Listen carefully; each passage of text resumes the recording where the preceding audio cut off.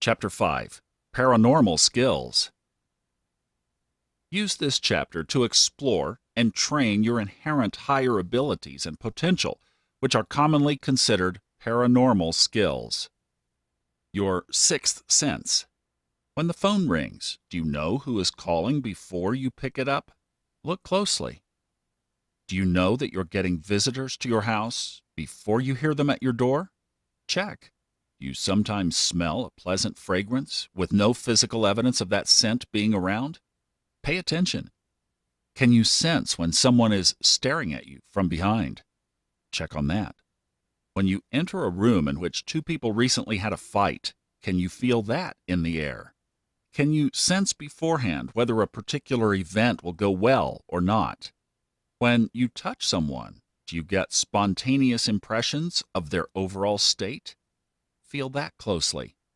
Is it easy for you to guess the path, success or failure, of a particular place or person? Have a look. While falling asleep, have you ever heard musical sounds that were not physically present? Listen closely. Your sixth sense, which operates beyond the limited confines of the normal five senses we place so much emphasis on, is alive and well. There's more to perceive than what sound, sight, touch, taste, and smell deliver. Paranormal events are non-local and non-personal. One of the great misunderstandings of metaphysical literature is to think that supernatural, miraculous, and paranormal events are local or created by a person. Thus, you have millions of claims of people being able to practice psychokinesis, telekinesis, telepathy, levitation, and whatnot.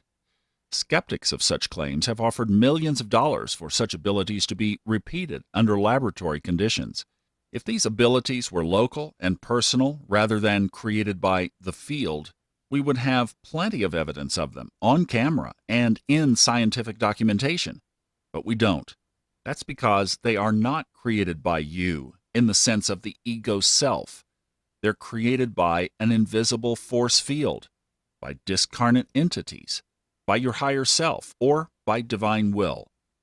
The causes and sources of paranormal events can be manifold, but they only peripherally involve the personal ego self. The body-mind is not the creative source, but merely a tuning antenna which can, through its own will and attention, tune into various realities and tune out others. That's why the most common paranormal skills the ego self can create are remote viewing and telepathy. When it appears as if the ego self has these paranormal powers, you'll notice that most powers are temporary. And again, they're temporary because they don't come from the person as a local entity. And that's what is meant when I say non-local. People who are especially tuned to other invisible realms can temporarily tune in and display paranormal skills. But if the field or source decides to retrieve that ability, that self-proclaimed miracle worker will no longer have them. Now, I understand that this contradicts several thousands of lectures, books, and programs on the subject, but there you go. You are not autonomous from the overall field. That's why when it happens as if you work some miracles, give thanks to the source that provided the experience through you. If your energy is fairly clear and clean, the field can work through you and create certain supernatural events when needed. It will rarely provide them for your personal entertainment or willful control. The key to such abilities is to surrender to a higher will and not self-importance. Sometimes you are connected. Sometimes you lose your connection. And it can be good to lose your connection because it's so much fun to regain it.